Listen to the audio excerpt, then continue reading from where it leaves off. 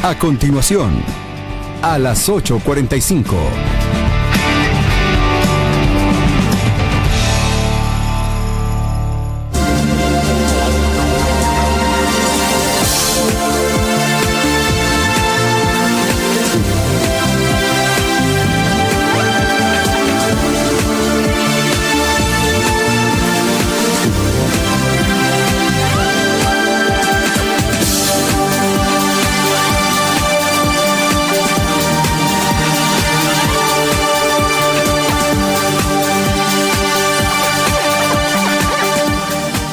Buenas noches, gracias por estar con nosotros totalmente en vivo en esta edición especial de Noticieros de Canal Antigua a las 8:45 en domingo. Mi nombre es Juan Carlos Sandoval y le presento nuestros titulares. Azúcar de Guatemala presenta los titulares. Mujer colombiana es capturada en el Obelisco por tener orden de captura internacional. Tiene supuestos nexos con las FARC y otros grupos del narcotráfico.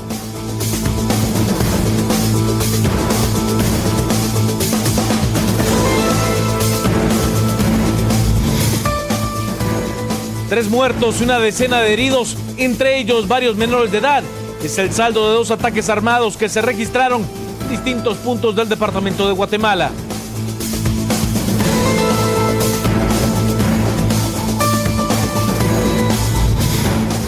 Un guatemalteco perdió la vida en la ciudad de New Jersey, en los Estados Unidos, tras ser agredido por 2 asaltantes que le interceptaron el paso cuando regresaba a su casa.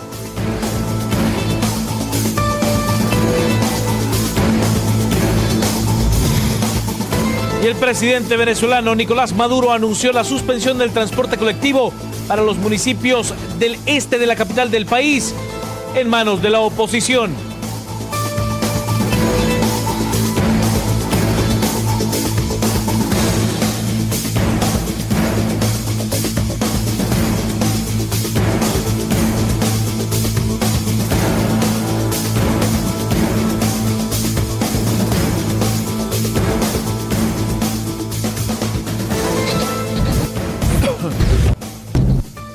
Azúcar de Guatemala presentó los titulares. Comencemos con el desarrollo de las noticias más importantes del día. Y es que 2 hechos de violencia registrados en 2 puntos distintos del departamento de Guatemala se saldaron con 3 personas muertas y decenas de heridos. Esto dentro de los hechos de sangre que se dieron a lo largo del fin de semana. El resumen de hechos violentos en Guatemala no lo trae esta vez Bomberos Voluntarios. Mario Cruz nos informa que en 2 diferentes lugares hubieron 2 intensas balaceras, donde dejaron más de 10 personas heridas. Ellos los trasladaron a los diferentes nosocomios de aquí de la ciudad capital. Sí, queremos dar a conocer que un ataque armado se registró en la 31 calle de la colonia Miralvalle, zona 6 de Misco, donde desconocidos ingresaron a este lugar, originando una balacera, dejando como resultado varias personas con heridas de arma de fuego. Al lugar acudieron paramédicos de bomberos voluntarios de las compañías segunda y tercera, quienes a su llegada localizaron a 3 personas con heridas de arma de fuego, pero lamentablemente al evaluarles los signos vitales se constató de que habían fallecido, por lo que se dio aviso a las autoridades de este hecho.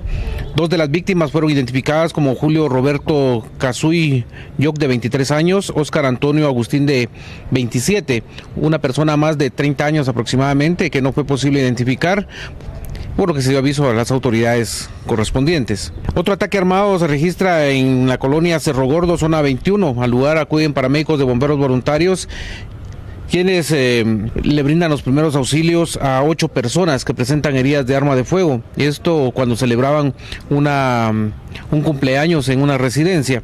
Bomberos voluntarios, luego de estabilizar a las víctimas, las trasladan a la emergencia del Hospital Roosevelt, donde son identificados como Lester Daniel García de la Cruz, de 15 años, Jessica Mariela Gutiérrez, de 34, Jennifer Melissa Gutiérrez Orozco, de 5, Brenda Magalí Nicolás Chávez, de 10, Erika Susana Nicolás Chávez, de 7, Wilson Francisco Nicolás Chávez, de 15, Kevin Danilo López Vázquez, de 18, Edgar Alexander Guerra, de 19 años de edad. En otro hecho de violencia, las fuerzas de seguridad capturaron a 3 menores de edad, a los que acusan de haber intentado asesinar al propietario de un comercio. En la colonia de Limón, en la zona 18 capitalina, 3 mujeres menores de edad fueron capturadas por agentes de la Policía Nacional Civil, acusadas de haber disparado en contra del propietario de un negocio, dejándolo gravemente herido. Los agentes de la Comisaría 12, que efectuaron la captura, trasladaron a las presuntas atacantes al juzgado de menores en conflicto con la ley penal. 13 mujeres menores de edad entre las edades de 15 a 16 años han sido remitidas al juzgado de menores en conflicto con la ley penal. Esto porque ellas son las presuntas responsables de haber disparado en contra de un dependiente de una tienda. Él es Óscar Orlando Pérez, de 43 años, quien resultó herido por proyectil de arma de fuego, específicamente en la 20 Avenida y 14 Calle de la colonia Limón, zona 18. Las menores, después de haber perpetuado este hecho, se intentan darse la fuga a 3 cuadras del lugar, específicamente en la 14 Calle C de la 20 Avenida. Se ha logrado la captura de estas 3 menores. Se les ha incautado una pistola calibre 9 milímetros que portaban de manera ilegal, y por tal motivo fueron trasladadas de inmediato hacia el juzgado correspondiente para que ya puedan resolver su situación legal. Y al ser trasladadas al juzgado de conflicto de la ley penal de menores en conflicto con la ley penal, las 3 adolescentes acusadas de atentar contra la vida de un comerciante accedieron a hablar con los periodistas de Canal Antigua. Las capturadas dijeron ser inocentes de los cargos que se les imputan y aseguraron que se encontraban en el lugar del ataque accidentalmente, pues ellas solo querían consumir un poco de droga. La neta que estábamos sentadas echándonos un purito, ¿va? Ni nos lo echamos a prenderlo, íbamos cuando llegaron todos engasados. Sí, que revisen las que no sé qué. Que no. Pues chica, viene no, después, va. Después, cuando estamos, quiero ver la cartera y que no sé qué. Que nos metieron mano, a mí me metió la mano en la chiche. Ajá. De ahí, cuando vimos ahí venía, encontramos la pistola, y ustedes la tenían, y un policía me torteó la cara. Y yo le dije, ¿usted qué le pasa? Le dije yo, y esta me agarró, es que bajamos del carro, nos pusimos a llamar cuando tenga, le dieron solo en el coco, tal vez nada, no, yo creo que lo dejaron herido. Cuando nos fuimos para el otro, nos sentamos ahí, nos empezamos a fumar esa pistola no la teníamos nosotras, ¿qué parte de no la teníamos? Sí, a vos se la metieron, sí. A mí, eso que yo no cargaba, y dice que a mí me vieron con esta tarjeta, ni siquiera lo conozco. Y de forma repentina y sin ningún comunicado oficial, el presidente de la República, Otto Fernando Pérez Molina, viajó este sábado a los Estados Unidos por razones de salud de su esposa, Rosa Leal de Pérez. Tras varios rumores, la primera confirmación la efectuó el presidente del Congreso de la República, Aristides Crespo, al decir que había presidente en funciones, en alusión a la vicemandataria Roxana Valdetti, porque el presidente Pérez Molina está de viaje en los Estados Unidos. El domingo la vicemandataria confirmó el viaje del jefe del Ejecutivo. Está acompañando a su esposa a unos chequeos médicos que comenzaron el sábado en los Estados Unidos y tiene previsto que regresen el martes, aseguró Valdetti. La presidenta en funciones añadió que, como es costumbre, este lunes por la mañana se celebrará el gabinete de gobierno, que será presidido por ella. Momento de la pausa. Al regresar, por supuesto, más noticias totalmente en vivo este domingo a las 8:45.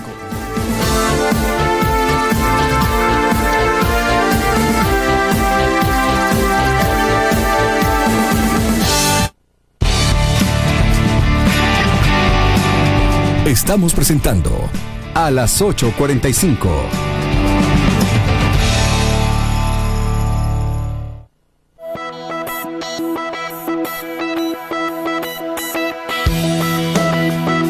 Azúcar de Guatemala, comprometida con el Estado, contribuye permanentemente a alcanzar los objetivos de desarrollo del milenio.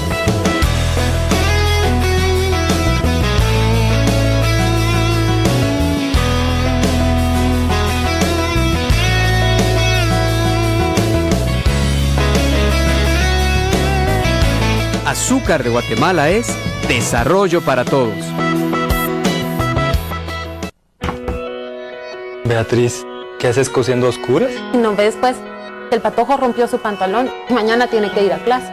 Pero encender la luz, si ya dijeron que este año no le van a subir. Para que llegues bien a fin de mes, durante el 2014 no habrá incremento en el precio de la electricidad, como no ha ocurrido en todo este gobierno. Y así podrás utilizar la luz cuando la necesites. Una acción más del plan Pa' que te alcance. Por el país que queremos, Gobierno de Guatemala.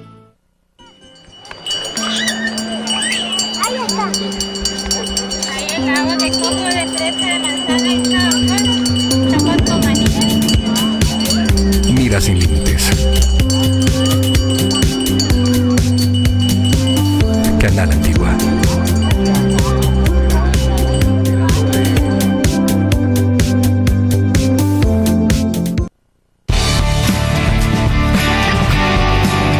Estamos presentando a las 8:45.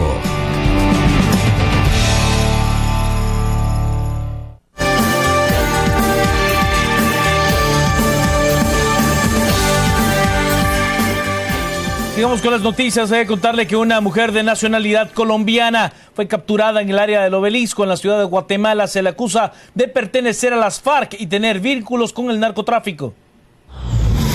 La colombiana Sonia Cruz Quinceño, de 41 años, alias La Mona, fue capturada por la Interpol Sección Guatemala, luego que dieron seguimiento a una alerta de la Interpol de Colombia y Estados Unidos. Según la policía, la mujer estaba acompañada de su esposo, que también fue capturado.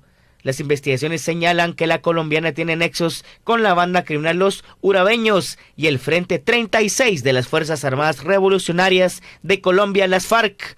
Además, están vinculadas con el cartel de los Zetas, de los Caballeros Templarios y el cartel de Sinaloa, todos en México. La Policía Nacional Civil informó que Cruz Quinceño tiene delitos federales de narcóticos y delitos relacionados con armas de fuego y es requerida por la Corte Federal de Virginia, esto en Estados Unidos.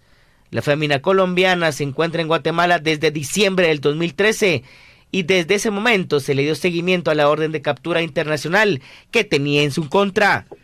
También se informó que Cruz Quinceño ya cumplió una condena de 3 años de prisión en Estados Unidos por lavado de dinero. Según las autoridades, de las próximas horas podrían extraditarla a La Mona. Después de la captura en el Obelisco, la trasladaron a la embajada americana para resolver su situación ante el estado de Virginia. El jet que la trasladará al país del norte ya está en uno de los hangares de la Fuerza Aérea Guatemalteca para trasladarla a su destino final en Estados Unidos en horas de la noche. ¿Sabe usted un guatemalteco que se había mudado hace solo semanas a vivir con sus familiares a New Jersey, en los Estados Unidos? Murió debido a una agresión por robo que fue víctima en una calle en Trenton. La policía local informó que Julio López Cruz, de 18 años, fue atacado en la calle Roslyn cuando regresaba a casa con algunas compras. Fue llevado a un hospital, pero falleció poco después debido a las heridas. Aún no se ha determinado la causa de la muerte, pero las autoridades dicen que el hombre pudo haberse golpeado la cabeza con la acera durante la agresión. Las autoridades dicen que 2 hombres que se cree fueron los agresores huyeron a pie después de que varias personas salieron de la casa de la víctima para asistirlo. Voy a contarle ahora que calles y avenidas de las zonas 1 y 5 de la ciudad capital fueron escenarios de una competencia de atletismo organizada por el Ministerio de Gobernación para fomentar la prevención de la violencia. Con un recorrido que inició frente a la Catedral Metropolitana para concluir en el Estadio Mateo Flores, este domingo se llevó a cabo la primera edición de la competencia de atletismo de 10 kilómetros denominada Carrera por la Convivencia Pacífica, organizada por el Ministerio de Gobernación. El objetivo: promover una cultura de paz y convivencia pacífica en Guatemala. La competencia, que contó con la participación de alrededor de 7,000 competidores. Esto según Arkel Benítez, viceministro de Prevención de la Violencia y el Delito. Previo al inicio de la misma, el funcionario dijo que es fundamental que la ciudadanía tenga espacios de arte y cultura, pero el objetivo es hacer un llamado a esa corresponsabilidad ciudadana en la seguridad para que ayuden a mejorar el trabajo de las fuerzas de seguridad con alerta de los vecinos. La mayoría de los corredores vestían una playera o camiseta blanca, que era el principal requisito de participación. Esto en busca de hacer un llamado a la paz y tratar de lograr 24 horas con 0 muertes violentas en la ciudad capital. La carrera contó con las categorías de libre femenina, libre masculina, capacidades diferentes y parejas, esposos, padres e hijos, novios o amigos. La situación social, política y económica en Venezuela es cada vez más inestable. Una parte de la periferia de Caracas ya ha sido tomada por la oposición venezolana. Es por ello que el presidente Nicolás Maduro ha decidido suspender el transporte público en esa área, argumentando de que es una forma de prevenir actos vandálicos. El presidente de Venezuela, Nicolás Maduro, ha impuesto la lógica del asedio en el conflicto político venezolano, o, como el propio mandatario prefiere expresarlo, su lucha contra el fascismo. En respuesta a 3 días de inquietud estudiantil en las calles venezolanas con protestas que dejaron 3 muertos, 70 heridos y cerca de 200 capturados, el presidente venezolano decidió suspender los servicios de tren subterráneo y buses de conexión para los municipios del este de la capital Caracas, Sucre, Chacao y Baruta, donde vive la mayoría de la clase media y que son gobernados por alcaldes de oposición.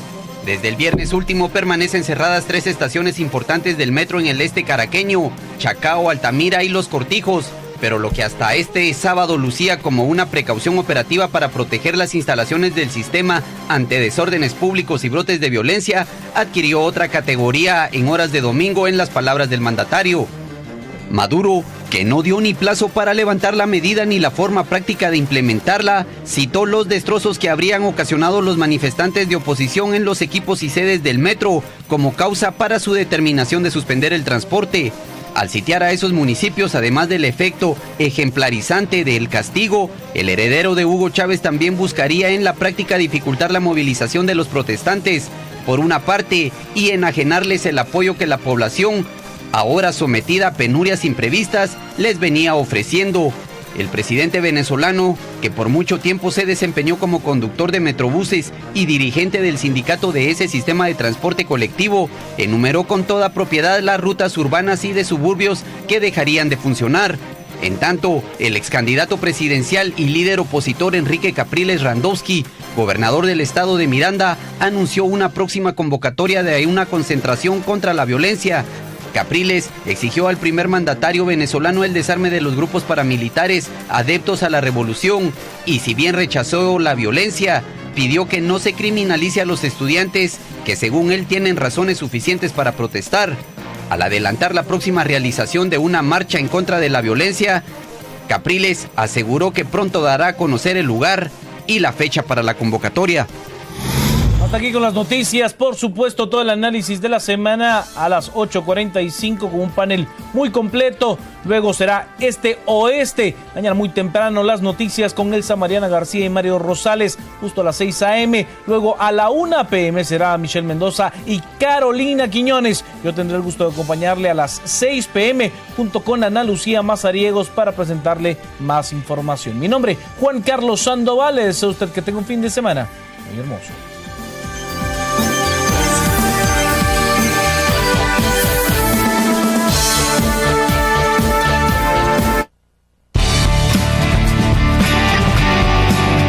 Estamos presentando a las 8:45.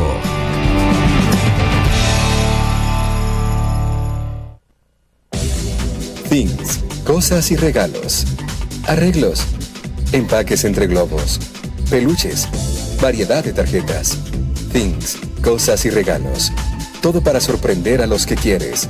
Encuéntranos en Avenida Las Américas, 7-30, zona 13. Beatriz, ¿qué haces cosiendo a oscuras? No ves, pues, el patojo rompió su pantalón y mañana tiene que ir a clase. Pero encendé la luz, si ya dijeron que este año no le van a subir. Para que llegues bien a fin de mes, durante el 2014 no habrá incremento en el precio de la electricidad, como no ha ocurrido en todo este gobierno. Y así podrás utilizar la luz cuando la necesites. Una acción más del plan Pa' que te alcance. Por el país que queremos, Gobierno de Guatemala. Canal Antigua es liderazgo en noticias de opinión. Es análisis político agudo. Promotor del buen periodismo. Canal Antigua es debate amplio, abierto y sin censura. Canal Antigua, líder en noticias, líder en opinión.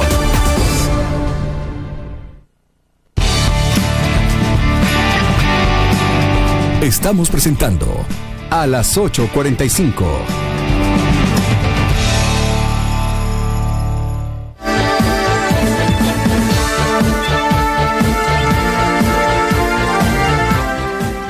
Buenas noches y bienvenidos. Hoy es domingo a las 8:45, es el 16 de febrero. Es un gusto estar con ustedes y le doy la bienvenida a Dina Fernández. Hola, ¿qué tal están? Mucho gusto verlos.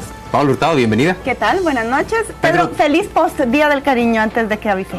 Pero si ya le dijo feliz Día del Cariño en el propio Día del Cariño. Yo ¿Para sé. qué lo repite el día del Pero como es el mes más bonito del año, pues Paola se va en el tema, ¿no? A quien no se lo dijeron el 14 de febrero y se lo pueden decir hoy 16 es a la ministra de Finanzas, María Castro, quien nos acompaña hoy domingo a las 8:45. Bienvenida, señora ministra, gracias por estar con nosotros.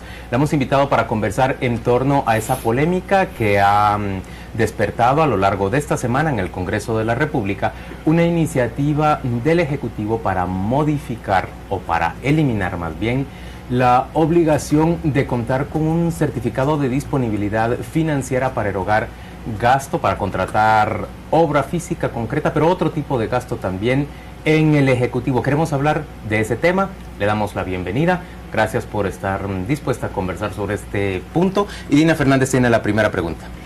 Señora ministra, tenemos entendido que hay dos iniciativas, los certificados, incluir la obligatoriedad de solicitar los certificados de disponibilidad presupuestaria y los certificados de disponibilidad financiera. ¿Cuál es la diferencia entre los dos y está usted de acuerdo con que se implementen? Bueno, en principio hay que señalar que no solamente está esa enmienda en particular, sino que hay dos más, que me daré también la oportunidad de explicarles las razones por las cuales estas enmiendas que se están solicitando, que en principio el Ejecutivo habló con algunos diputados, conversó con algunos diputados al inicio del año y fueron los diputados quienes propusieron esto al Pleno. Ahora fuimos llamados para poder definir junto con ellos la forma más correcta de ingresar esta iniciativa al Pleno, ¿verdad? Usted está diciendo que no es una iniciativa del Ejecutivo, sino más bien es una modificación propuesta por diputados. Así es, así es. Entonces, en principio, la que ha causado más polémica, que es igual de importante que las otras dos enmiendas que se propusieron, es la del certificado de disponibilidad presupuestaria y certificado de disponibilidad financiera. Yo creo que para poder entender un poco mejor esto hay que comprender que el presupuesto, el Congreso lo aprueba de tal manera que aprueba un techo máximo de gasto y dentro de ello aprueba los renglones previstos en los que cada ministerio puede gastar, ¿verdad? Esos renglones no son fijos, sino los ministerios pueden moverlos y la ley lo establece. Para poder darle más flexibilidad a la ejecución del presupuesto a lo largo del año, los ministerios pueden hacer modificaciones interinstitucionales e intrainstitucionales para poder definir mejor sus prioridades, ¿verdad? Y sobre todo este año van a ser necesarias porque el presupuesto no se aprobó.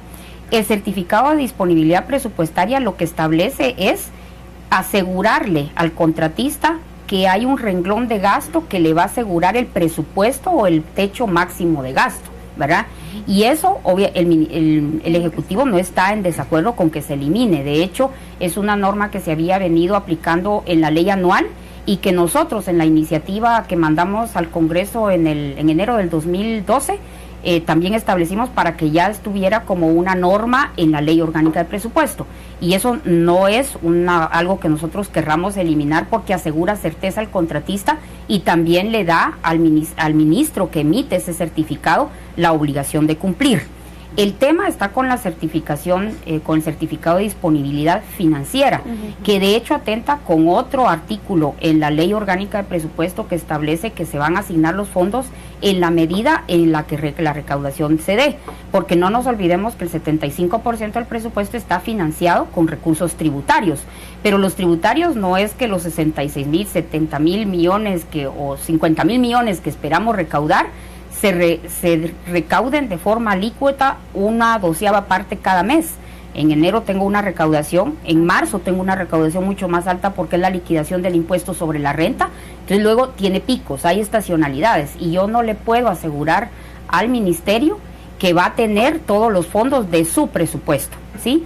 Entonces eso lo que hace es dificultar la ejecución de algunos ministerios, ¿verdad?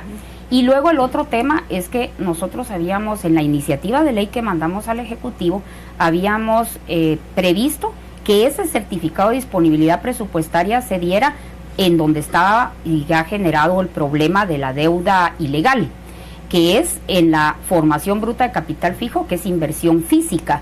En los otros contratos no hay problema, y entonces ahora la ley salió del Congreso con esa disposición para todos los contratos. Eso está generando también una parálisis en el sector público, porque por ejemplo, los contratos, el Ministerio de Salud Pública tiene aproximadamente 14,000 contratos en el renglón 189, a enfermeras, médicos, auxiliares de enfermería, donde cada contrato, porque lo establece para todo, tendría que contar con certificado de disponibilidad presupuestaria, pero también de disponibilidad financiera. Exactamente. ¿Usted necesitaría crear un departamento que se encargara de crear? Yo no, sino los ministerios. Los ministerios, porque son los encargados de administración financiera de cada uno de los ministerios quienes tienen que emitir este documento.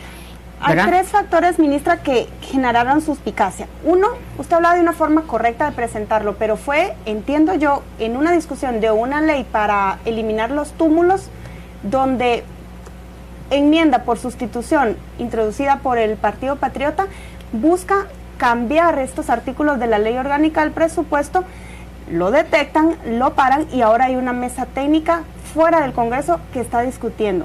Lo otro es la exposición de los ministros que llegaron a exponer sus razones de por qué ese certificado de disponibilidad financiera les atrasa ejecución, como pago de refacción, de bonos y de obra física.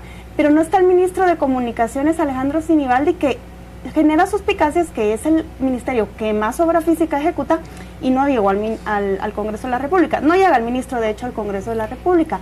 Y la otra cuestión es la responsabilidad.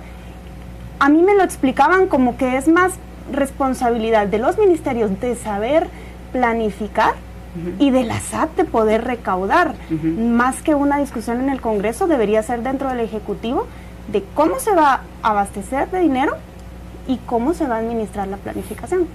¿Qué piensa usted? Voy a responder acerca de de por qué el Ministerio de Educación llegó, ¿verdad?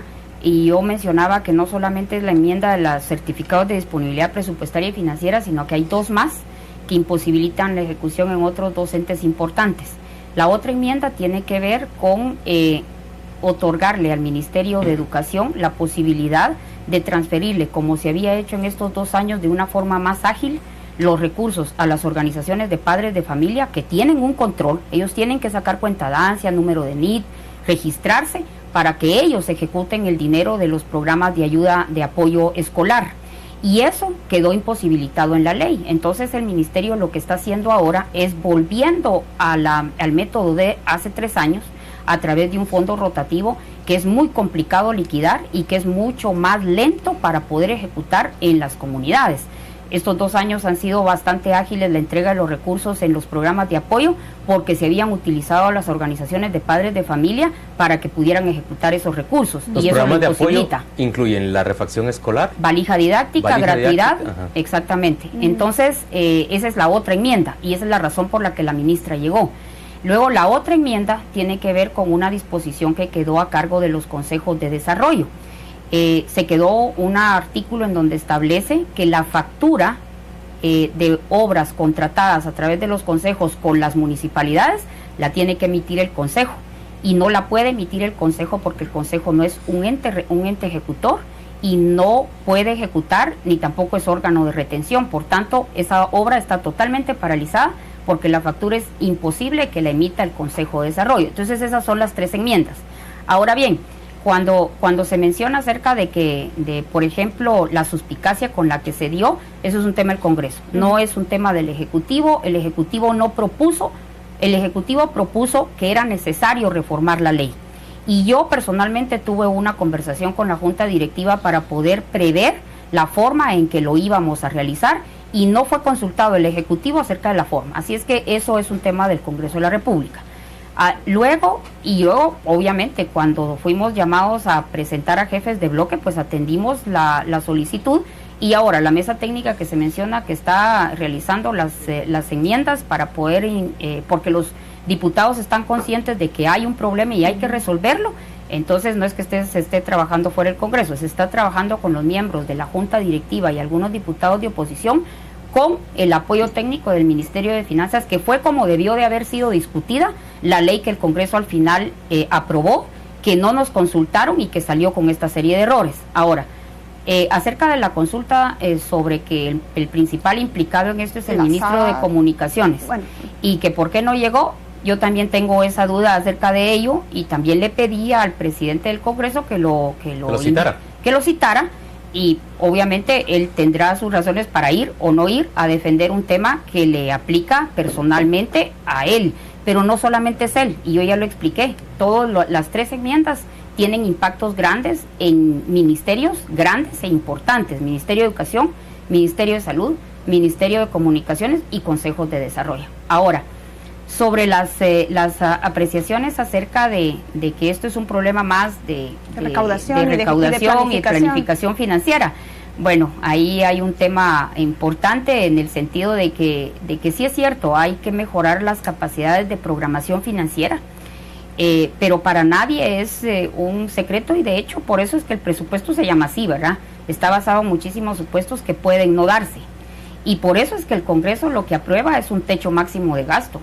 El Congreso no me ata a mí a decir, usted tiene que cumplir esto, sino usted me tiene que cumplir a lo sumo esto, pero no me dice que estrictamente tengo que hacerlo, ¿verdad? Entonces, es cierto que hay un tema que hay que resolver respecto a la planificación, pero la ley establece que yo puedo o no gastar hasta ese techo máximo de gasto, ¿verdad? Ministra, yo veo aquí 2 temas, de fondo y forma. El fondo es que como cada mes no hay dinero, 12ª parte del presupuesto para hacer todo, evidentemente uno no se puede comprometer. Exactamente. Pero eso pasa en todo el mundo. La pregunta es, si pasa en todo el mundo, ¿por qué aquí diputados que cobran más de 30.000 quetzales no arreglan esto? No hay voluntad, no se quiere, porque pareciera que estamos resolviendo un problema de la NASA, y es un problema tan ágil que está resuelto en el mundo. La segunda es la forma. Usted habla del Ejecutivo, del Congreso y del Ministerio de Finanzas, pero resulta que usted es el Ejecutivo. Sí. O sea, que el ministro de Comunicaciones no vaya es su par. ¿Qué pasa aquí? Estamos en un Ejecutivo que no ejecuta, o que cada uno ejecuta por su cuenta, con lo cual estamos mal, y estamos en un Congreso donde está el Partido Patriota, que tiene la mayoría, que manda en el Ejecutivo. A mí, como ciudadano que pago impuestos, la pregunta es, ¿a quién estoy yo confiando la dirección política y en este caso financiera de mi país, que parece que cada uno va por su lado? Bueno, el Ejecutivo, somos todos los ministerios, ¿verdad? Y todo el gobierno central. Y de hecho, la forma, entiendo que los diputados tuvieron a bien iniciar este proceso a través de la forma en la que se dio, por la agilidad con la que querían resolver el problema. La verdad es que yo vuelvo a repetir, es un tema en donde se corrigió la forma, y de hecho en la reunión de jefes de bloque que tuvimos, la verdad es que no hubo un consenso, como usted lo señala, acerca de un tema que es a todas luces es un problema que hay que resolver, y todos estuvieron de acuerdo, y estuvieron también de acuerdo en que la forma había sido la incorrecta. Entonces lo que tenemos que hacer es corregir la forma en la que se hizo para poder trabajar unas enmiendas bien trabajadas y presentarlas y no engañar a nadie. Creo que no se pretendió engañar a nadie, sino más bien ser más ágil en la forma en la que se aprobara. Ahora, ¿a quién le están confiando? Pues yo digo, o sea, que nosotros en el Ministerio de Finanzas hacemos la labor para que uno de los pilares que este país tiene, que es la estabilidad macro, se mantenga. Y eso tiene que ver con la disponibilidad de recursos que uno asigna cada mes a cada institución. Si yo fuera irresponsable en la manera de manejar las finanzas públicas, pudiera o estuviera asignando más de lo que se recauda. Y obviamente eso genera presiones, ¿verdad? Pero hay una política para poder establecer esa contención en función de los recursos que se dan. Esa programación de la que usted nos hablaba, que es necesaria de mejorar de cara a la estacionalidad del cobro de recursos. Los recursos tienen picos de recaudación en ciertos periodos. Supongo que septiembre, octubre deben ser periodos de mucha recaudación. Sí, marzo, septiembre y octubre. Marzo, septiembre y octubre. ¿Cómo hace el Estado? ¿Recauda más dinero en esa época y no lo gasta en ese momento, sino lo programa para el futuro? ¿O en ese momento sale a pagar deudas que trae desde abril, mayo? No, bueno, lo que pasa es que, deudas en el sentido de deuda pública. No deuda pública, sino gasto que tenía comprometido desde el mes de mayo o del mes de junio. Que no ha pagado. Y que no ha podido asignar. Ok. Como la recaudación es tan restringida y los recursos y las necesidades siempre son mayores, lo que sucede en esas oportunidades es que sí, se guarda en la caja. Y los meses en los que hay muchas más presiones es en donde se libera un poco más. ¿Cuáles son los meses en donde hay picos de ejecución, por ejemplo, que son naturales? Enero, julio y diciembre, ¿verdad? ¿Por qué? En enero lo que sucede es que se tiene que hacer el aguinaldo. La ley establece que se debe de pagar en 2 partes, una en diciembre y una en enero. En enero tenemos que pagar mensualmente, el Estado paga aproximadamente, solo el gobierno central, sin considerar organismo judicial y toda la parte que está en obligaciones a cargo del Tesoro, solo ministerios y secretarías. Cada mes la planilla del Estado es de aproximadamente 1.100 millones. El aguinaldo es un salario adicional, entonces hay una presión mayor por planilla y media en enero y en julio por el bono 14. En julio es una presión doble de planilla, ¿verdad? Porque el bono 14 es un salario adicional. En enero también está la presión de que uno tiene que hacer el primer aporte a las municipalidades, que en este año y el año anterior son de 512 millones, ¿verdad? Y en enero también está la presión por responder rápidamente a la primera parte de los programas de educación escolar, que ahorita nosotros desembolsamos 230 millones en enero y 280 millones en febrero para poder atender gratuidad y los primeros 45 días de alimentación escolar. Entonces, enero es un pico grande de gasto, julio es un pico grande de gasto por el bono 14 y noviembre y diciembre son picos grandes de gasto por aguinaldo. Luego el salario de los maestros se paga en noviembre, el de noviembre y diciembre. Y luego noviembre y diciembre, entre octubre, noviembre y diciembre son los picos más grandes de gasto del Ministerio de Comunicaciones. ¿Hay algún momento en que usted sienta alivio? No. Y piense, este mes nos va a ir mejor. Porque sabe que lo que le viene en el siguiente, por eso y además el otro año, ¿verdad? Claro. Porque ¿y hoy, si un mes no se recauda? Porque usted mismo ha dicido, el 75% lo tenemos, sí. El 25% no existe. Exacto. ¿Qué ocurre cuando ese vano se produce? ¿Se queda la ciudad, quiero decir, el funcionario público sin cobrar o...? No. Como eso no ocurre, por eso es la pregunta. El otro 25% de financiamiento del presupuesto público viene de deuda, y deuda bonificada o deuda de préstamos, ¿verdad? Entonces, lo que hacemos es incentivar a las instituciones para que los préstamos sean bien utilizados y se ejecuten, porque esa es una gran falencia del sector público también. Y lo otro es que vamos colocando deuda bonificada para poder llenar esos vacíos de estacionalidad de toda la parte de recaudación. Eso sí se programa apropiadamente. Eso sí se programa de esa manera. Ministra, ¿usted ve que esta petición de eliminar ese certificado de disponibilidad financiera va a ser resuelto en el corto plazo? O sea, Mesa Técnica pareciera tener la voluntad, indistintamente la bancada, de solucionarlo. Esperamos que sí. Lo que nos preocupa o lo que vemos es lo que está después de eso. Una vez quitado ese requisito, de todos modos hay un gran problema de asignación de recursos. Totalmente, ¿verdad? O sea, el tema, la verdad es que ahora la poca generación de cualquier deuda tiene que ver con que no existen recursos y nosotros restringimos en la medida en la que existan los recursos, ¿verdad? Y la ley ahora también, y eso hay que anotarlo, la ley es muy dura en el sentido de aplicar penas muy grandes a los funcionarios que ya con el certificado de disponibilidad presupuestaria lo emitan sin tener el respaldo presupuestario. Y eso ya es una certeza y es una adición de lo que antes teníamos y fortalece mucho este tema de lograr... Y evita deudas como la arrastrada del Ministerio de Comunicaciones de varios años. Exactamente. Eso es tal vez lo último, porque ya que ya tenemos que terminar. Tenemos certeza, ministra, de que ya no existe ese tipo de deuda de arrastre ahora. Bueno, yo podría decir que ha habido un mejor ordenamiento y priorización de obras de infraestructura. Si uno mira un mayor ordenamiento en el sentido de que sacaron muchísimas de las obras, que antes lo que sucedía es que había una atomización muy grande de proyectos en donde todos al principio recibían 20% de anticipo y no se podía terminar nada. Y no se volvía luego a fondear, a colocar fondos a esos proyectos. Exactamente. Lo que nosotros vemos ahora es que ha habido una priorización y lo que se ha priorizado se ha terminado.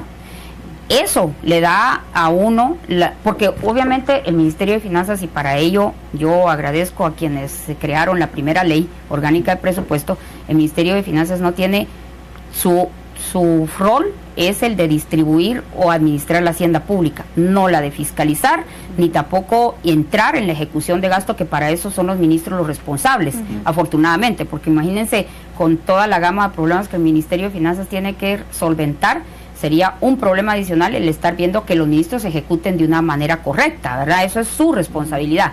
Lo que nosotros tenemos es una perspectiva respecto a la priorización de los proyectos que nosotros recibimos, que fueron asignados en los primeros meses y que efectivamente fueron cancelados y finalizados y liquidados y entregados como un bien del Estado, que supongo yo que habrá mucho más orden, ¿verdad? Porque, por ejemplo, en los estados financieros del Estado hay muchísimas obras de arrastre que no pueden ser liquidadas e incorporadas a los bienes del Estado porque no se han podido finalizar. Porque no se han liquidado. Exactamente. Señora ministra, gracias por acompañarnos a las 8:45. Vamos a la pausa comercial, volvemos dentro de muy poco.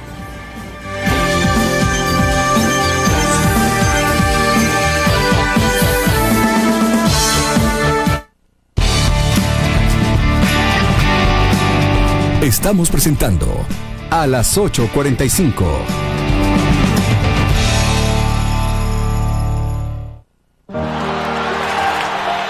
La emoción de ver a su hijo en la cancha con los mayores cracks del mundo.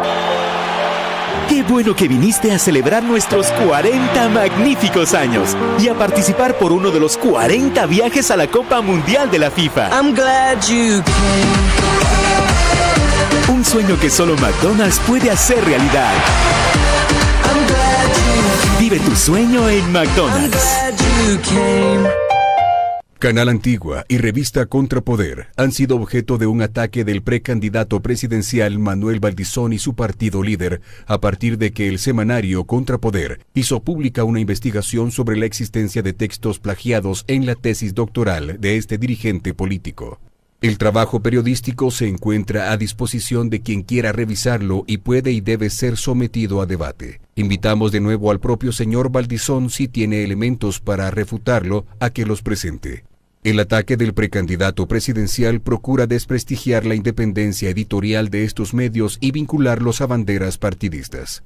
Se trata de un esfuerzo para desacreditar el trabajo periodístico cuyos resultados afectan su imagen. Canal Antigua y Contrapoder mantienen una línea de absoluta independencia editorial y ejercen la crítica de manera libre y responsable hacia todas expresiones políticas en el país, incluido el actual gobierno. El ataque del señor Valdizón, que constituye un intento de silenciar las críticas en su contra por medio de la intimidación a la prensa, se ha difundido tanto por redes sociales como por medios de comunicación nacionales. Contrapoder y Canal Antigua ejercerán su derecho constitucional a expresarse con libertad y alertan a la opinión pública sobre estas prácticas vejatorias de las libertades ciudadanas. Llamamos a la ciudadanía y a las organizaciones de defensa de la libertad de expresión y defensa del periodismo libre a tomar nota de esta actitud de un aspirante a presidir el país.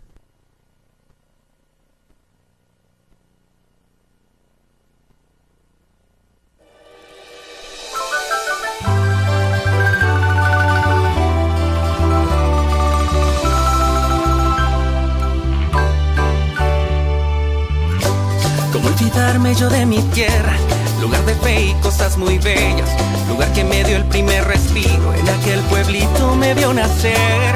Mi vida está en esta bella tierra, de gente linda, de gente buena, y por el resto de mis días quiero gritarle al mundo que no se olvida de dónde se viene, es como un vientre, es tierra que te vio crecer. no se olvida de dónde se viene, se lleva en el alma, se defiende con el corazón. Porque nacimos en la misma tierra, trabajamos día a día para hacer junto a ti la Guatemala que todos queremos. Banco Industrial, siempre de tu lado. Esta semana, en Contrapoder, la pelota está en la cancha de la USAC. Las autoridades académicas averiguan cuál fue el procedimiento que siguió la aprobación de la tesis doctoral de Manuel Valdizón, pero nadie revisa el contenido a fondo. No nos importa de quién se trate, si es candidato o no a la presidencia, responde en entrevista el rector Estuardo Gálvez. La cara más cara. La oposición investiga gastos millonarios de la presidencia para promover la imagen de Otto Pérez Molina. 5 maneras de vincular la prueba. Expertos en educación explican las formas de vincular las evaluaciones de los graduandos a su récord académico. Ladrones de luz, de cómo se extiende en el mapa la conexión ilegal al fluido eléctrico. Enamorarse en esta ciudad. Carta a un amor imaginario sobre encuentros cariñosos en esta capital. Amor, simplemente amor. Historias de parejas que comparten su fórmula para construir su relación. Esta semana en Contrapoder, enfoque, criterio, análisis. Búsquela en tiendas de prestigio o suscríbase al 2222 8722.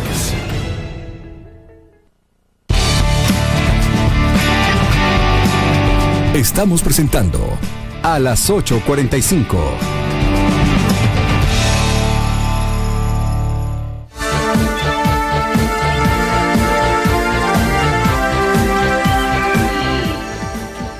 De vuelta a las 8:45 hemos conversado con la ministra de Finanzas Públicas, María Castro, sobre esa discusión que se ha desarrollado a lo largo de la semana en el Congreso respecto de una iniciativa que ya nos explica la ministra, no es del Ejecutivo, sino más bien surge dentro del propio Congreso, de la bancada oficial, para modificar, para eliminar ese certificado de disponibilidad financiera que es distinto al certificado de disponibilidad presupuestaria. Según lo que yo he entendido de lo que dice la ministra, el certificado de disponibilidad presupuestaria es esencial para impedir que se contraten obras para las cuales no se cuenta con fondos asignados a lo largo del año. O cualquier cosa. Para pagar. Digamos, ese certificado ha impedido que sigamos creando más y más deuda de arrastre, aunque la ministra se ha cuidado bien de no certificar que no se está generando deuda de arrastre en este momento. 1. Pero 2, nos dice que el certificado de disponibilidad financiera sí resulta negativo porque debido a la estacionalidad del cobro de los impuestos, de los tributos, es imposible garantizar que cada mes va a haber suficiente dinero para asignarle a todas las partidas que están incluidas adentro del presupuesto. Sí, sin embargo, yo recuerdo que esta discusión surgió durante el gobierno pasado, ya para entonces se hablaba de esta situación, porque al final el certificado de disponibilidad presupuestaria lo que te obliga es a presupuestar la obra, o sea que el ministro del ramo tenga la suficiente transparencia y el orden y la planificación de decir, esta obra está presupuestada, pero la crítica, y por eso es que recuerdo que se había hablado del otro certificado, es porque igual alguien puede hacer las cuentas de Olancho y presupuestar cuestiones para las cuales no va a haber fondos. Pero si no tiene un techo presupuestario asignado para que entren esas obras, él no puede presupuestar más que eso. Ese es el certificado de disponibilidad presupuestaria. El financiero, lo que entiendo yo, es que los contratistas querrían y las personas querrían que la plata fluya mes a mes, pero el Estado no puede garantizar que fluya mes a mes. Sí, perdón. Yo lo que veo ahí son errores que devienen del Congreso en todos los sentidos, porque ese certificado de disponibilidad financiera entiendo que fue incorporado con las leyes de transparencia y ahora están pidiendo que se dé marcha atrás, porque con la planificación que tienen los ministerios y con la recaudación que tiene el Estado, eso no es viable. Pero miremos las formas. El Partido Patriota introduce con una enmienda por sustitución en la discusión de la ley de túmulos, trata de introducir los cambios a la ley orgánica, lo cachan, lo sacan y ahora tiene que formarse esa mesa. Queda muy mal el partido. Dice, la ministra se cuida de decir, no intentamos engañar a nadie. Lo que pasa es de que al final esa es la lectura que se da. Intentaron bajo de agua introducirlo. Y lo mismo hicieron hace un par de semanas con el decreto 4, creo que fue. También exoneraron con enmienda por sustitución a empresas o compras de ministerios como Gobernación, INASIF y Ministerio Público que para combatir el crimen organizado y la narcoactividad van a poder comprarle a empresas sin pagar impuestos. Y lo entiendo yo que también fue el mismo procedimiento. El Partido Patriota no está actuando transparentemente. No hagas cosas buenas que parezcan malas. Y lo otro que también es de forma es la incomparecencia del ministro de Comunicaciones. La misma ministra dice, yo también pregunté y pedí que él debía estar presente porque es uno de los grandes interesados y también uno de los grandes renuentes a asistir al Congreso. ¿Y qué es te un hace asunto pensar que compete al Ejecutivo? ¿Qué te hace pensar la falta de presencia del ministro de Comunicaciones en el Pleno? El ministro no ha ido al Congreso, para nada. Siempre envía delegados. El ministro logra incluso que el líder, que es la bancada que suele ser más virulenta o más agresiva con los funcionarios de gobierno, no le cite. Él no ha sido citado al Congreso. Es obvio que hay un acuerdo político. Pero mi cuestionamiento es ese, formas que al final esto se va a solucionar, pero el Partido Patriota está actuando de una manera muy marrullera. Yo quiero aportar tres cosas. A mí me parece muy clara la explicación técnica que ha dado la ministra. Es bueno que una ministra maneje los temas tan técnicos. La segunda es que si está dispuesta a responder de inmediato, ¿verdad? Porque sí, me parece, por eso alabo la percepción del tecnicismo que la arropa, y es bueno. Lo segundo es, si a estas alturas, que ya es febrero, ya es el día 16 de febrero, o sea, a un mes y medio de haberse arrancado el año, estamos discutiendo esto, es que estamos pagando a un montón de inútiles en muchos sitios. Ninguna empresa del mundo se puede permitir a año y medio de arrancar su trabajo, pensar lo que no hizo en septiembre, octubre y noviembre del año pasado. Esto es importante porque pagamos a precio de oro a inútiles que ahora empiezan a discutir lo que no fueron capaces de ver, y es un montón. El Congreso son 158 diputados, no es uno, son 158, y el Ejecutivo es un montón. Esto es importante, porque entonces no vamos a avanzar mientras la inutilidad siga impregnando al funcionario público, o la despreocupación. Y lo tercero, y termino, es que a mí me parece muy bien la diferencia que ha hecho entre el tema de la disponibilidad presupuestaria y la disponibilidad financiera. Yo entendí lo siguiente: la disponibilidad presupuestaria es un monto global, o sea, tú dispones de 40 millones, de 80 millones, en un año, claro, y como bien ha explicado, cada mes tienes lo que tienes. Varía. Pero el monto global es no te pases de esto. De ese 40. Ahí estamos de acuerdo y creo que hay poca discusión. ¿Cuál es el problema en mover la disponibilidad financiera? Que es la discusión de fondo. Es que yo, si me mueves la disponibilidad financiera, yo cada mes puedo contratar la 12ª parte o más de mi disponibilidad presupuestaria, mientras no tope, claro. Pero la ministra ha dicho, hay un 25% de presupuesto que es deuda. Entonces, ¿qué ocurre en septiembre? Que en septiembre lo único que tenemos son deudas. Solo hay deudas. Porque el 25% del presupuesto no existe, ni va a existir. No sé si me expliqué.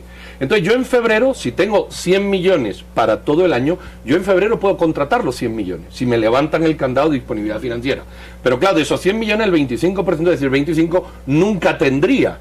Entonces, endeudo al Estado de cualquier manera por narices, no sé si me expliqué, está endeudado. Este es el gran problema. Luego llega octubre y dice, necesitamos 8.000 millones. ¿Y por qué? Porque ya se gastaron. Esto es un punto importante a tener en cuenta. Es el presupuesto. Y porque al fin, es un punto. Así es. Y yo creo que la ministra ha hablado de las capacidades de programación y planificación financiera. Y yo creo que mucho debe estar ahí.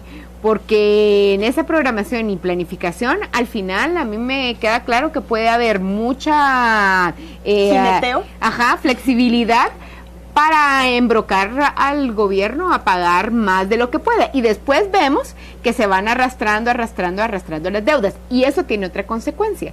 Y es que ninguna empresa seria que de verdad cuide sus costos y que trate de entregar precios competitivos se puede permitir estar bajo esas condiciones financieras. A ver, sí. Y entonces, ¿quiénes son los que se meten? Pues no precisamente los serios ni los correctos. Pero déjenme decir dos cosas. Primero hablo del segundo punto que resaltó Pedro y tiene que ver con, dice, le pagamos a un montón de inútiles. Yo lo miraría desde otro punto de vista. Es que el Estado no es una empresa. El Estado funciona de una manera que es democrática, y lo pongo entre comillas. Funciona con 3 poderes. Uno de los poderes es el Congreso de la República. Allá hay 158 representantes. Luego tenemos el Ejecutivo. Muy bien. esos 158 representantes, ponerlos de acuerdo y, digamos, sintonizarlos con lo que se está pensando en el Ejecutivo es francamente muy difícil. Pero ahora están de acuerdo. Ahora están empezando a discutir para ponerse de acuerdo. Pero haber dicho en septiembre, ese es mi punto. Muy bien, Juan Luis, yo estoy de acuerdo con ustedes, pero es muy difícil. Entiendan, por favor, que esto es parte de la democracia.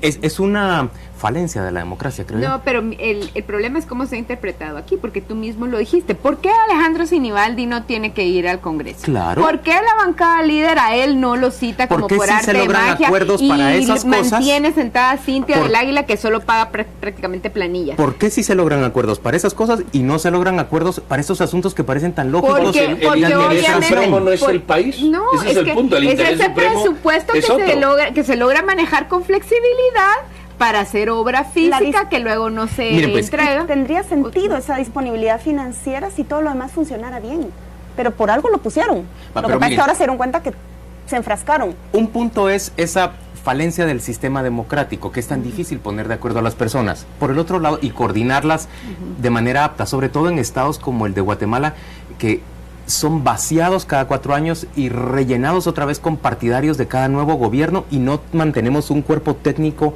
apto y capaz para evitar que esta clase de despropósitos ocurran.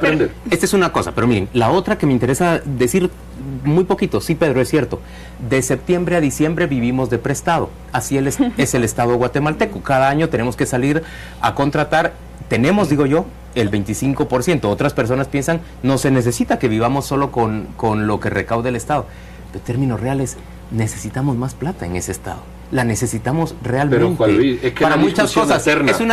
Tiene 500 millones de fertilizantes que se van a volver a tirar a la basura. No, estoy de acuerdo contigo. Esos 500 millones deberían dejar de gastarse en fertilizantes. Ese es el punto. Y trasladarse a un Ese es el punto, pero como eso no ocurre, a un Ministerio de Educación que solo cubre el 37% de la demanda de educación secundaria. Sí, pero digamos que dentro de las limitantes que existen, porque como lo dijimos al principio, esto es un problema que tiene todo el mundo, nadie puede garantizar. Claro.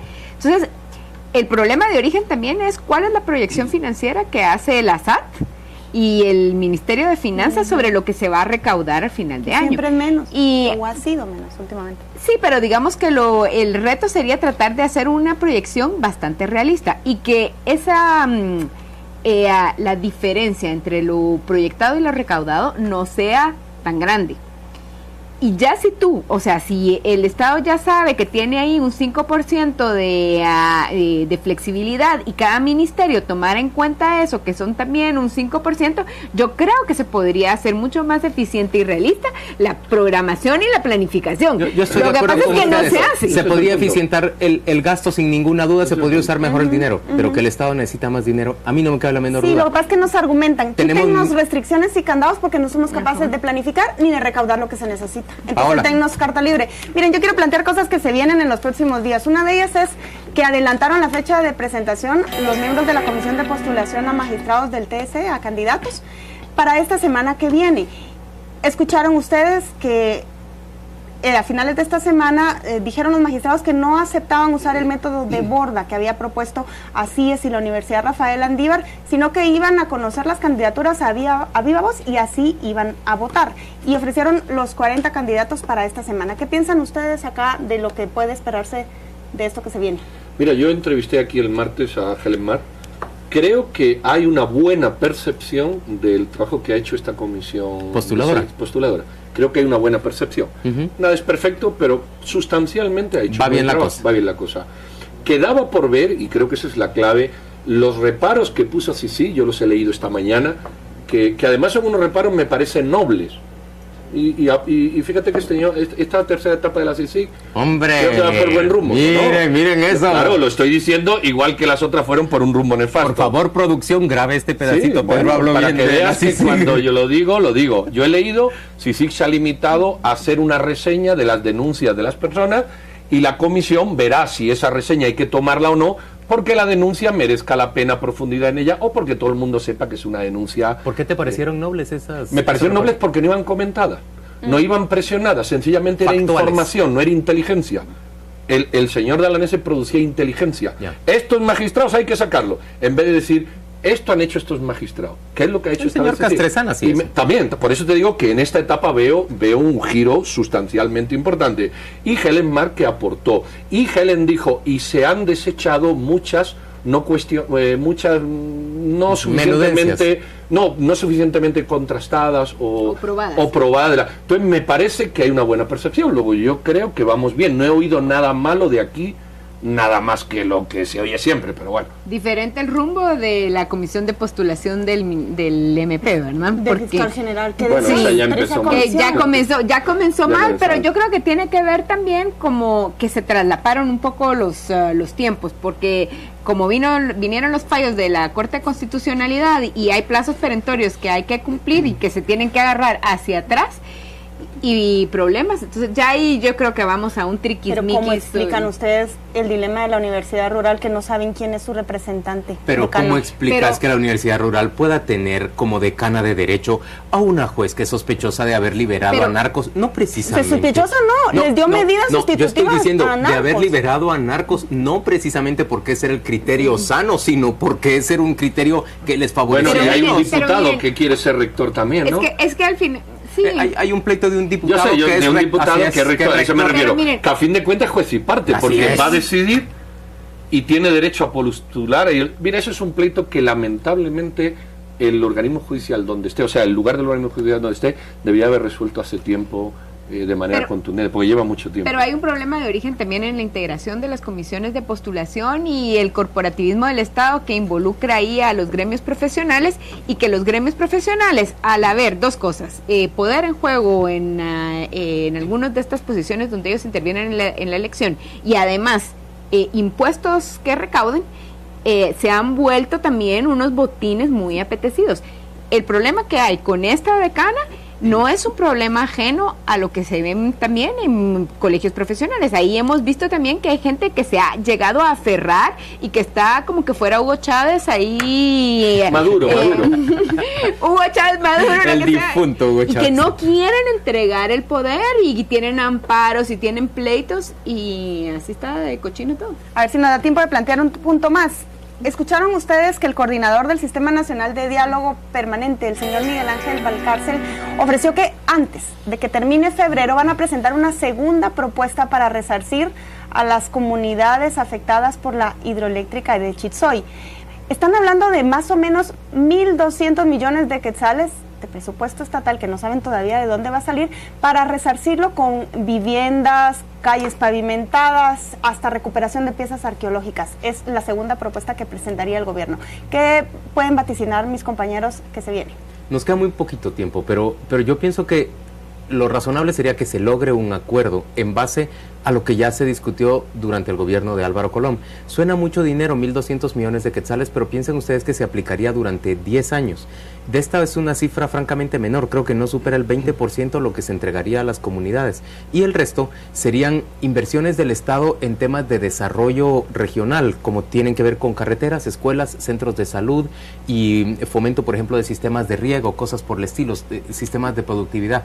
Francamente no creo que nadie pueda, que haya alguien que pueda oponerse a eso. Ojalá pudiéramos hacer esa inversión en todas las áreas del Estado, pero lo que nos ha dado Chicsoy a la sociedad guatemalteca bien merece que se lo resarzamos a estos ciudadanos. Yo creo que los 1.200 millones demuestran que deberíamos atender los problemas cuando son pequeños. Así es. Y cuando es a tiempo y no 40 años después, cuando ya se convirtieron en un monstruo. Porque si hubiera resarcido correctamente a las personas desplazadas, no solo se hubiera hecho justicia, porque de verdad se hubiera atendido a la gente que de verdad fue afectada en el momento, sino que probablemente se les hubiera, o sea, el monto para el Estado hubiera sido algo más manejable. Yo entrevisté a Miguel Ángel Valcárcel, lo que ha dicho Juan Luis y Dina lo suscribo, lo dejo. Sin embargo, y él lo manifestó aquí, sigue habiendo problemas de inversión de desarrollo en esas comunidades, porque las comunidades se niegan a aceptar otro tipo de inversión hasta que no se apruebe este plan. Es decir, tú ahora vas a la comunidad y dices, voy a faltar la calle, y dices, no, hasta que no se apruebe, y eso también ha retrasado el desarrollo en esas comunidades. Es decir, estoy de acuerdo con lo que habéis dicho, lo habéis dicho perfectamente, pero sigue ahí un virus que ronda todo eso de grupos que a pesar de todo quieren echar un pulso mayor. Entonces, estoy de acuerdo, hay que hacerlo. Son 30 años.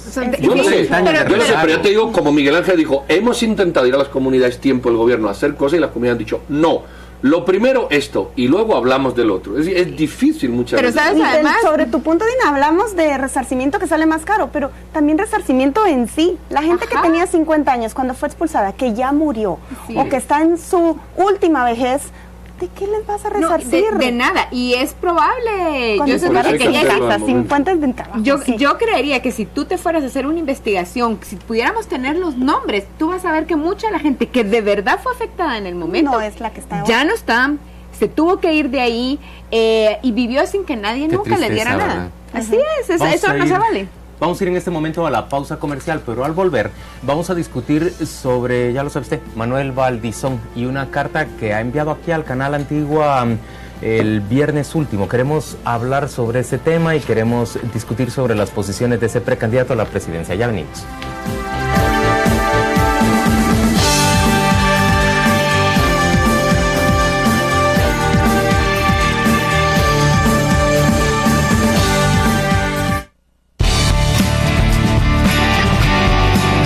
Estamos presentando a las 8:45.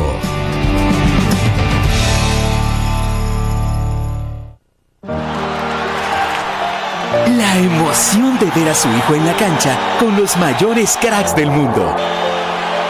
Qué bueno que viniste a celebrar nuestros 40 magníficos años y a participar por uno de los 40 viajes a la Copa Mundial de la FIFA. I'm glad you came.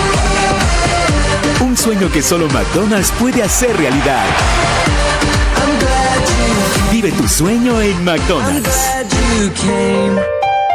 Canal Antigua y revista Contrapoder han sido objeto de un ataque del precandidato presidencial Manuel Valdizón y su partido líder a partir de que el semanario Contrapoder hizo pública una investigación sobre la existencia de textos plagiados en la tesis doctoral de este dirigente político.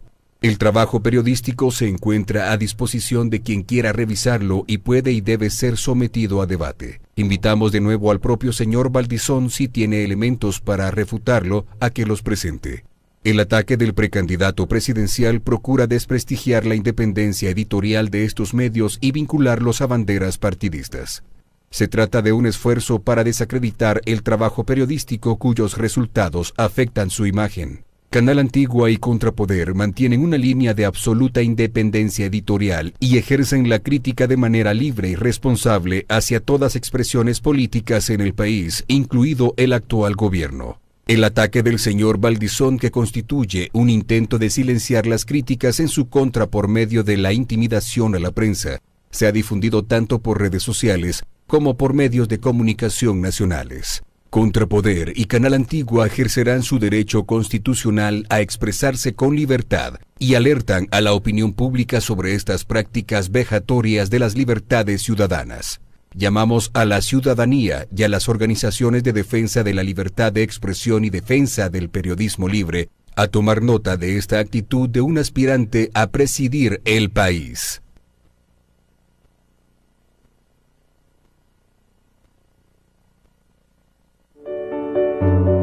Pasión por la vida no es una frase, es nuestro idioma puesto en práctica.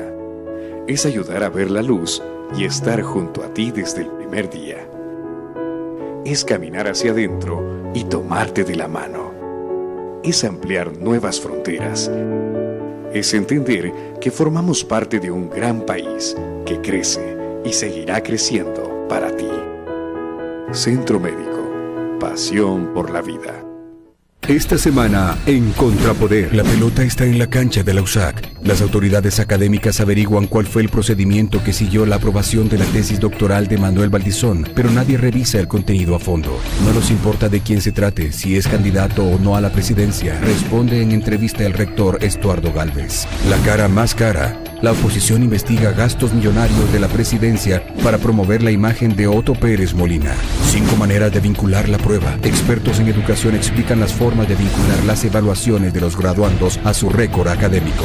Ladrones de luz, de cómo se extiende en el mapa la conexión ilegal al fluido eléctrico. Enamorarse en esta ciudad. Carta a un amor imaginario sobre encuentros cariñosos en esta capital. Amor, simplemente amor. Historias de parejas que comparten su fórmula para construir su relación.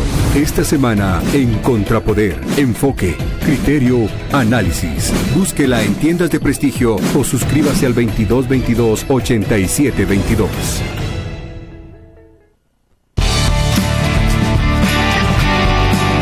Estamos presentando a las 8:45.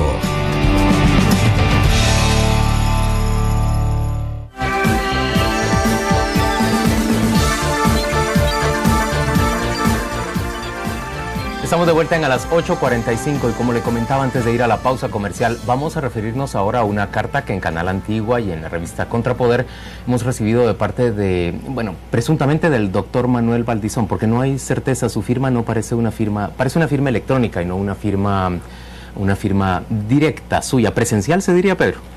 El asunto es que esta carta se refiere, ofrece respuesta y reclama más bien un derecho de respuesta al comunicado que Canal Antigua y Contrapoder han transmitido y han publicado durante esta semana, en la cual damos cuenta del ataque recibido por parte del señor Manuel Valdizón y de su organización política, un ataque que se ha difundido no solo por muchos medios de comunicación nacional, sino también por las redes sociales, en donde acusa directamente a periodistas que trabajamos en estos medios de recibir órdenes del oficialismo, de ser parte de una conspiración en su contra, todo por habernos atrevido a publicar un reportaje sobre las coincidencias de su tesis de doctorado en la Universidad de San Carlos, con textos que son localizables en la red de computadoras en Internet.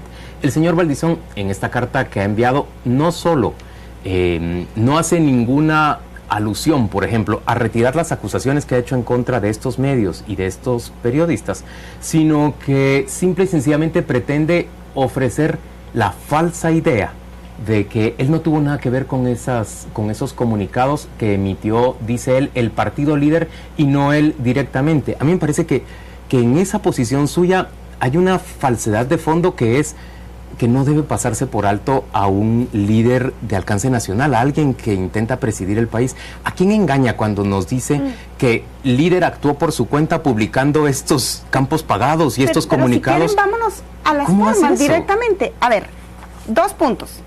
Él dice en esta carta que él se separó oficialmente el 13 de enero recién pasado del Comité Ejecutivo Nacional del Partido Líder. Yo quiero que producción ponga este informe del Tribunal Supremo Electoral que nosotros tenemos fechado del 15 de enero de este año al mediodía, donde el primer miembro de ese comité ejecutivo del líder, si enfocamos el primer puesto, por favor, es precisamente el señor Manuel Valdizón. Y esto es 2 días después de donde él nos está certificando que oficialmente ya no pertenece al partido. O ya no era dirigente, el máximo dirigente. Ya no pertenece al comité del partido, a la dirigencia del líder. Y el otro punto es que en el spot que él empezó a transmitir esta semana, que por cierto, Soy 502 mostró que era un calco o bastante parecido, para ser más purista con el lenguaje, a un anuncio del señor Peña Nieto, el presidente de México. En ese spot, mientras él está hablando, va pasando el logotipo del partido líder debajo de él. Entonces, si él nos quiere decir ahora que él no está vinculado al campo pagado del líder, porque él no es miembro de la dirigencia, y que los señalamientos que ha hecho no los hace a título personal, entonces ¿qué hace vinculando el partido? Mira, aquí la pregunta que habría que hacerle al señor Valdizón. Señor Valdizón, ¿va usted a enfrentar y a confrontar a su partido o al partido líder, si no es el suyo, diciéndole por qué razón salen en defensa de usted con el logo del partido al que usted renunció en el del Comité Ejecutivo Nacional? ¿Y con su fotografía? No? Y con su fotografía, parece que no. Entonces eso como que incentiva la falsa y la desconfianza. La segunda es que de todo esto el señor Valdizón jamás todavía no ha respondido a las acusaciones. Y además, en la carta dice en el punto 3, bueno, yo voy a dedicar a comentar cosas de economía y de política del país. Señor Valdizón, está bien que usted se dedique a comentar cosas de economía y problemas sociales del país, pero usted es un candidato que ha mentido, que ha engañado, que ha hecho fraude. Entonces, es muy importante que el ciudadano, antes de oírlo a usted hablar de economía, de política y de problemas sociales, sepa de boca de quién viene, por 2 razones. Una, porque usted todavía no ha desmentido la acusación que se le hizo. Usted plagió un libro, plagió su tesis, plagió el ideario y posiblemente plagió mucho más. Usted engañó a la ciudadanía, a la que dedicó, por cierto, usted mintió, y eso se llama ser mentiroso. ¿Para qué escuchar a un precandidato hablar de economía, de política y de problemas sociales si no es capaz, primero, antes que eso, como preámbulo, dejar claro si mintió o no mintió? Porque entonces la ciudadanía no es boba y no puede aceptar tesis de alguien que no deja claro que no mintió. Y usted todavía no ha dejado claro eso. A ver, Dina. Yo creo que hay una falla muy grave de estrategia del señor Valdizón, porque todos sabemos que él ha sido uno de los, pues, que en el partido líder realmente no se mueve una hoja si él no lo manda. Yo recuerdo en la campaña pasada, o sea, ni siquiera se atrevían a dar declaraciones los miembros del comité ejecutivo acerca de las ideas principales del partido. Y ahora es similar, o sea, realmente él es la voz cantante del partido, y pretender decirle a la ciudadanía que no es así es un engaño. Pero la otra cosa es, ¿cómo pretende él que nosotros nos quedemos satisfechos simplemente con una respuesta suya de yo no tuve nada que ver con esas respuestas, y de la acusación, por ejemplo, que hacen a estos medios, a Canal Antigua, a la revista Contrapoder, a mí mismo, a muchos de mis compañeros de trabajo, de la acusación que nos hacen de no hacer periodismo profesional e independiente, sino de depender más bien de órdenes de partidos y de gobiernos que, por cierto, son muy cuestionados y muy criticados? Ya lo ha visto usted en los segmentos anteriores. De esa acusación no se hace cargo. Por favor, ¿qué confianza podemos tener en esa clase de puntos? A mí me parece que el señor Valdizón ha ido de tropiezo en tropiezo con este tema, y que bien pudo haberlo mitigado desde el principio, admitiendo, miren, aquí hubo error, lo someto a una investigación, quiero que personas independientes a mí se hagan cargo de esa investigación y yo quiero dedicarme a discutir otros temas. Pero no se responsabiliza de nada, no da la cara en nada. Al mismo tiempo que él está haciendo ese pronunciamiento, por ejemplo, en el tema que llevamos esta semana en la portada de Contrapoder, tal vez la pueden mostrar, porque quisiera explicar cosas que tienen que ver con el interés de la audiencia en su casa. A ver, indistintamente de lo que este medio dijo y de lo que el señor Valdizón refuta, la Universidad de San Carlos ha emprendido ya una solicitud a diferentes instancias académicas para que rindan un informe de procedimientos, y entendemos también que van a hacer algo de contenido, una revisión de contenido, para desvirtuar o confirmar los señalamientos que se han hecho, que por lo menos la mitad de esas 95 páginas de la tesis doctoral tienen textos de otros autores que no fueron citados y que están disponibles en internet. También esta semana un movimiento estudiantil de la Facultad de Derecho ha pedido a la Rectoría que investigue en este caso, porque no quieren que se mancille el prestigio de la facultad.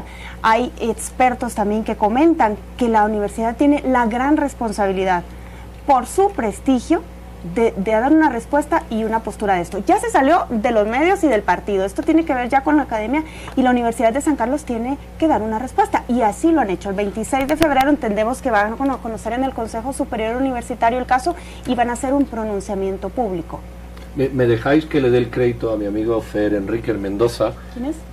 Bueno, es una persona simpática, es un seguidor tuyo en Twitter, ¿no? Pero además es un artista, es un buen artista, que dice, creo que esto es bueno para cerrar este segmento o para darle un tono, dice: si te llegan a contar cositas malas de mí, manda a todos a volar y dile que yo no fui. ¿Qué le parece? Muy bien. Resume perfectamente el tema de la carta. Manuel Valdizón o Pedrito Fernández podrían firmar también esa. O Pedrito Trujillo, que quieres plantear preguntas. Le damos ahora la palabra a Pedro Trujillo para que nos presente las preguntas sin respuesta. Sin respuestas.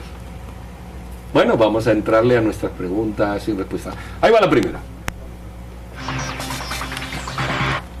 ¿Quién o quiénes son los responsables de haber colocado en el mismo vehículo a un colaborador eficaz que había denunciado a personas integrantes de la estructura del supuesto narcotraficante Guayocano y a personas de esa estructura. Es decir, el denunciante y los denunciados iban en el mismo furgón. Ya se pueden ustedes hacer cuenta de por qué la policía, el sistema penitenciario pone esa sirena a las 5 de la mañana. Con esos delincuentes que ponen juntos dentro, eso es imposible.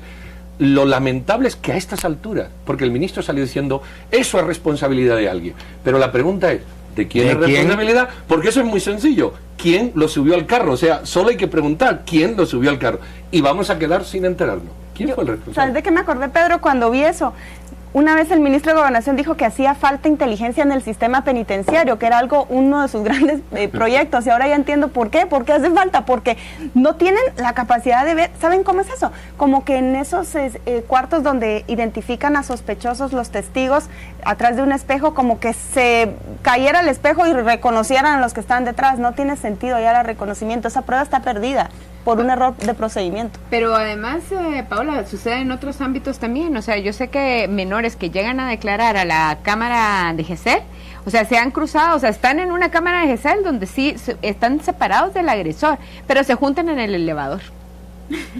Entonces, ¿qué sentido tiene eso? O sea, se revictimiza a la víctima, se le atemoriza, todo el esfuerzo de la justicia se viene abajo. Se puede caer el caso no, porque pero es que ya el colaborador eficaz ha dicho que ya no quiere ser colaborador eficaz. El caso se puede caer. ¿Habrá sido amedrentado? Esa es la pregunta. ¿Habrá sido a propósito? Pero ¿cuánto tarda? Es con lo mismo que aquellos criminales de aquel pueblito, que no sabían si era la policía, si era la Aymara. Ah, en San José del Golfo, sí, que nos pegamos 3 semanas o un mes para averiguar quién era. Tan difícil es que un ministro responda a la velocidad del rayo, este es el culpable, cuando resulta que la agresión a la señora Valdetti lo reconocen, vamos, en 2 segundos está detenida toda la estructura. Y esto, que es quién subió al carro este señor, ha pasado una semana y seguimos sin saberlo. Y todavía no se sabe. Y no lo vamos a saber. Vámonos con otra. A ver la siguiente, si les gusta más. La siguiente hace alusión a la señora Paz y Paz y la pregunta que ni ella sabe la respuesta. Porque yo creo que ya se la han preguntado ustedes por activa y por pasiva. ¿Se postulará de nuevo la señora Claudia Paz y Paz? Yo quisiera, porque esta pregunta ya la han hecho ustedes, yo la quisiera revertir. ¿La postularán otra vez? ¿Le darán permiso o la empujarán a postularse a la señora Paz y Paz? Porque yo, si se postulará o no, ella ya ha dicho que lo está pensando. La pregunta es, ¿la postularán? ¿La obligarán yo la voy a contestar de esta manera. Creo que ella no la obliga a nadie y que en realidad tiene un cuestionamiento propio respecto a si debía o no postularse, sobre todo porque la percepción que ella y su equipo tienen es que están siendo defenestrados, esa es la palabra, del Ministerio Público de mala manera por una Corte de Constitucionalidad que actúa de manera inapropiada. Pero en términos concretos, creo que también todo el apoyo y las expresiones que ha tenido en los últimos tiempos ante este embate la hacen reconsiderar y se encuentra verdaderamente discutiendo ella y su equipo si debe o no postularse. Pienso que si se postula es impensable que no integre la nómina de 6 aspirantes. Hagamos una porra ahora, y entonces me parece a mí impensable que no integre la... Y es tan impensable como pensar que la elijan, quizás. O sea, que entonces, va a estar en la final. Si se postula, va a estar. ¿Estamos todos de acuerdo? Así es. Sí. La pregunta es, ya veremos si el presidente le elige o no. Eso es otra historia. ¿Pero tú crees que se va a presentar? Yo creo que sí se va a presentar. Sí, bueno, Dina y ustedes, cuando hagan su argumento, por favor. Yo creería que no. No. ¿Paola? Yo creo que no. No. ¿Pedro? Yo en lo personal creo que tampoco. Porque yo solo veo una cosa, y es que lo tenga muy seguro. Y para tenerlo muy seguro, solo hay una razón de la que no vamos a entrar ahora. No, yo pienso más bien que no hay manera de tenerlo seguro. Está en las manos del presidente de la República. Si entra. Tener seguro. Y luego con la comisión de postulación que está articulado, incluso yo veo difícil que la elijan en la nómina, que la coloquen en la nómina, pero ya cada quien se llevará su desgaste. Mira, Colón firmó la extradición de Portillo y era seguro. Y se pensaba que no. Por eso digo, si algo hay, posiblemente sí, pero si no, yo lo veo en función de como yo pensaría y posiblemente por eso no tengo ninguna idea cercana, pero si se postula es muy probable que la incluyan en la nómina por las presiones que habría, pero las posibilidades de que la elijan son muy lejanas. Entonces, ¿para qué postularte? Salvo que haya un vector que ya hablaremos otro día de él, pero estoy de acuerdo, sustancialmente es así. Nos vamos a la tercera y última, a ver qué les parece. Bueno, la tercera y última hace alusión a lo más triste que puede ocurrir en el siglo XXI. y es los sucesos de Venezuela último, donde oficialmente murieron 2 jóvenes y más de 20 y tantos, 23 creo recordar, fueron heridos. La pregunta es, ¿llegarán a alcanzar algún acuerdo los venezolanos? Yo creo que ahí hay que añadir algo más. Eso es una dictadura que se viene, que fue defendida por muchos al principio, que ahora ya el señor Maduro está maduro, pero para caer e irse, y que van a seguir por este camino de la violencia. Hay un video muy interesante en la web que compara las declaraciones de Maduro, donde decía, hay una ley que hay que pedir permiso para manifestarse, con otra de Chávez que sacaba la Constitución y decía, en este país esta es la ley para reclamar los derechos y manifestarse. Fíjense qué anacronismo a estas alturas. A ver, ¿qué veo yo? Yo veo un régimen que está enormemente debilitado, acosado en términos generales por una economía, por una inflación que está matando de hambre muchos venezolanos. Veo una situación, guardando las distancias por supuesto, semejante a la que vimos en Argelia, en Túnez, en Egipto. No sé cuánto más pueda crecer. Contrario a lo que tú decías hace un momento, en la última elección yo vi prácticamente al país dividido en dos. Estaban 50-50 o 49-49, una cosa por el estilo. No sé cuánto respaldo ha perdido Maduro, pero de eso depende de que logre mantenerse en el poder o no. Yo creo que depende mucho de qué posición quiera tomar el ejército venezolano ante esta crisis, porque si ustedes ven esas calles y después de la muerte del estudiante, mucho de lo que se pueda o no se pueda hacer, como ha sucedido en Oriente Medio, viene del uso de la fuerza. O sea, hasta qué punto está dispuesto el ejército de salir a reprimir a las personas. Pero yo sí miro ese régimen desde que Maduro se le ocurrió la locura esa del saqueo a los comercios. Muy mal. Yo lo que pienso es que hasta mucho había tardado, no los casos de muertes que son terribles y lamentables, sino la gente en salir a las calles ante un líder ya tan deslegitimado. Ese 50% yo no sé en cuánto iría en encuestas que no oficialistas, pero está tan debilitado el liderazgo de Maduro que yo me sorprendo que no hubiera ocurrido esto antes. Muchos analistas decían que el régimen Chávez aprendió de aquellas manifestaciones, creo que del 2002, cuando hubo algún muerto también, que hay 2 pilares que no se deben violentar. Castro también lo tiene claro. Castro lo tiene muy claro. Uno es la apariencia de democracia. O sea, tú tienes que aparentar que eres un país democrático. ¿Cómo? Da igual, pero tú te las arreglas. Y 2, los derechos humanos. Tú no puedes violentar flagrantemente los derechos humanos.